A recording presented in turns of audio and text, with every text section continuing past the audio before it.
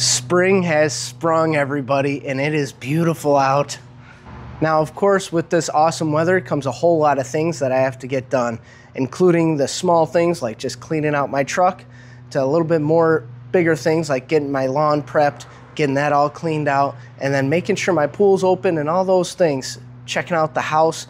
You know the list. It goes on and on, I'm sure, for all of us. But one of the big things and more exciting things is getting this trailer all set for the summer season. So I'm going to show you what I do for my maintenance. Let's get into it.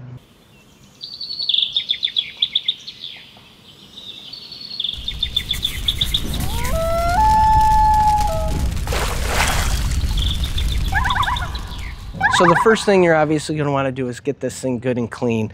You wash the top, you get underneath, try to get all the grime off of it. But one of the things that I found was difficult with this camper is this coating that's on top of the fiberglass. It makes it very difficult to get truly clean.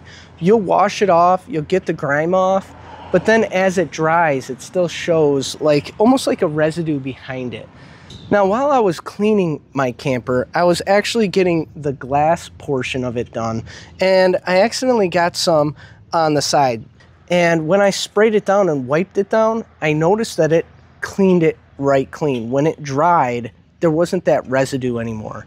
So I have found if you use this Sprayway glass cleaner, SW050, this has been great. I don't know if that's the official way to do it, but I have found that this gets the actual grime off of it and restores it like it should be.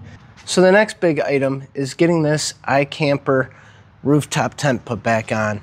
Now I have to give a big shout out to Josh, Tree Trunks, and my neighbor AJ. They both helped me put that on, back onto the rooftop, and I'm very thankful for it. But it really isn't bad once you have a little bit of help. You're able to pretty much lift it and then get on some on a step stool, basically just throw it right up there. And once I got it up there, you're just tightening down some screws and you're all set to go. One of the tips I'll give you is when you're reinstalling this thing, take these grommets all off and then push the nuts.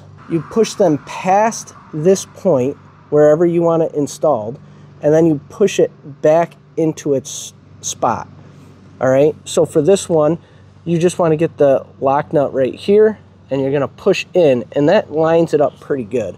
If you try to go from this angle and push it in and try to get it to line up, you end up fighting yourself trying to figure out exactly where to stop. So just push it past that point and then slide it in. And you'll do that starting at the far end. All right, so now that you got that up there, you're gonna wanna open it up. You're gonna wanna test it. Make sure the ladder's good. Make sure it still feels clean. Put the hose to it. Make sure that it's still watertight. All those things. And then once it's dry, pack it all up. You're ready to go for the summer. So the next thing I like to do is just open everything up, air it all out, and at the same time, test everything. Make sure that it's all working. Now, I know personally, I've just got done camping in this last month where I tested out the heat. I know the heat's working. I know the battery's good. I've already tested that.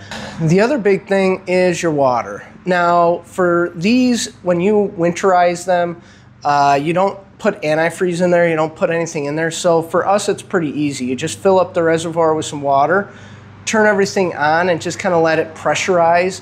Once it's done pressurizing, turn your pump on and just run everything and make sure it works. Okay, now one of the failing points for me on the water system this year was actually this head unit. For some reason it had cracked all the way down. You can buy these on Amazon. They're dirt cheap. You just unscrew it and replace it and it's good as new. Now the other thing that kind of broke for me was actually this part. Not here, but on the opposite side of this, there's another plastic piece where this fitting goes into, and it had cracked. So you're gonna wanna actually hook these things up and test them and make sure that there's no leaks. You're gonna wanna have it be quiet around you so you can hear for any hissing or anything like that. And make sure you open up. Take this all off, take this off, and just give it a good look. So when I'm running the pump and everything, I wanna make sure that there's nothing leaking at any of these points here. You're also going to want to open this up and kind of spray some soapy water kind of around all these areas just to look for leaks and make sure that nothing is leaking in this area. I'm not going to do it right now, but I actually routinely check this every once in a while just to ensure that there's no problems with the gas. All right, another thing I like to check is my 7-pin connector. Now there is dielectric grease in that. That's what that goop is. And typically every year and every so often, I will put some more dielectric grease in there. Now the reason I'm gonna do something like that is basically that connection can be really tough to get in and out of there. And when you're prying on it and pulling on it and popping it out, in and out, you're gonna end up having something break, something's gonna go wrong with it. So if you put some dielectric grease in there, you'll have a much better chance that you're not gonna have a failure point. Also, when I'm using that and plugging it into my truck, I'm also going to use all the blinkers, backup lights, stop lights, and I'm gonna come back and just make sure they're all working. Now, typically I do that actually before I go on any trip, but it's a good practice to have right when you're opening it up. If you have a problem or you spot a problem, now you can get it fixed before you're getting ready for that next trip.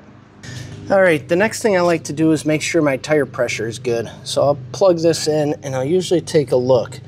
Now, this is actually overinflated right now. It's at 45.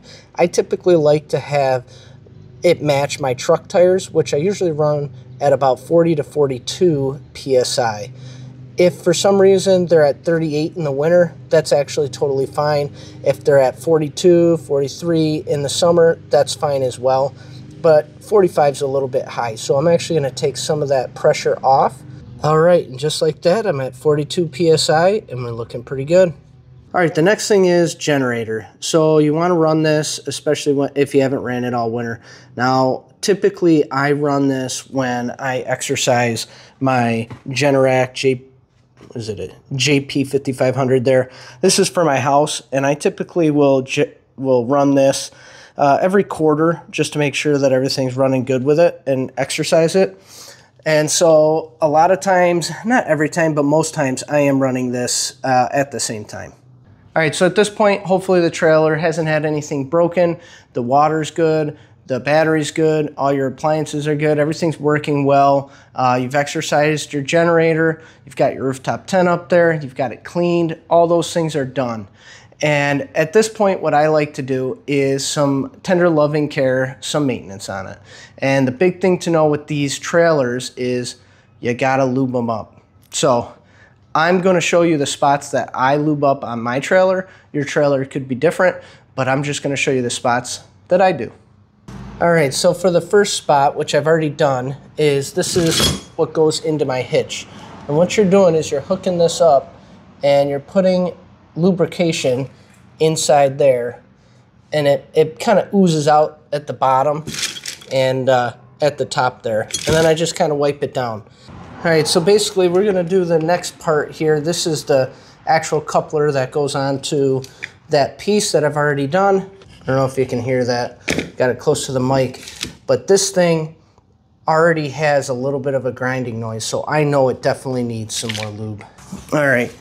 Now you can see it's starting to kind of pump out. You see how black that is? That's some nasty stuff. So I'm actually just gonna keep pumping and get a good amount of grease in there. Now you can see how that's clean red grease, and that's what we're looking for.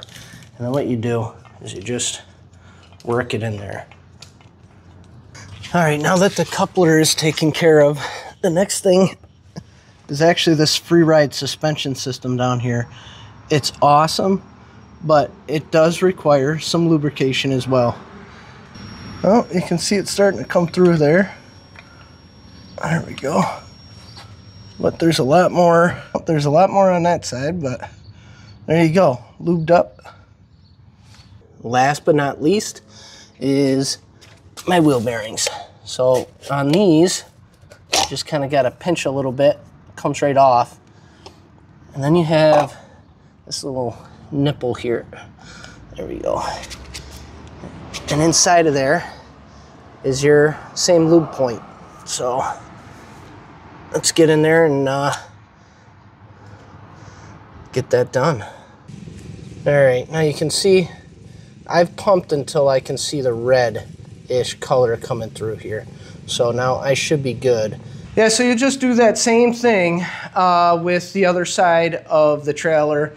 Make sure that you get enough of that goop in there that you see a good bit of it plop out, and that way you've got those wheel bearings nice and greased up. That's the most important part, is keeping those wheel bearings greased up, because you get a lot of heat in some of these tires. Now with my camper, because I've got full tire size, I don't have like little small camper tires, it's not quite as bad, but you want to keep this all greased up, keep it nice and running smooth. And then once you're completely done with all of the lubrication and everything looks good, you're going to want to take this for a drive. Let that the tires rotate a good amount. Get on a highway, get some speed on there. Just make sure everything's going to work real well for you, and you work that grease in. All right, guys, that's it. So I just want to mention, I'm not an expert on this. So if you see something that I'm doing wrong, or you notice anything, leave a comment down below. Let me know. And let me know, is there something that I missed, something that I should have been looking for? Please let me know. I'll work that into my, my spring maintenance for next year. As always, thanks for watching. I'll catch you on the next one. See ya.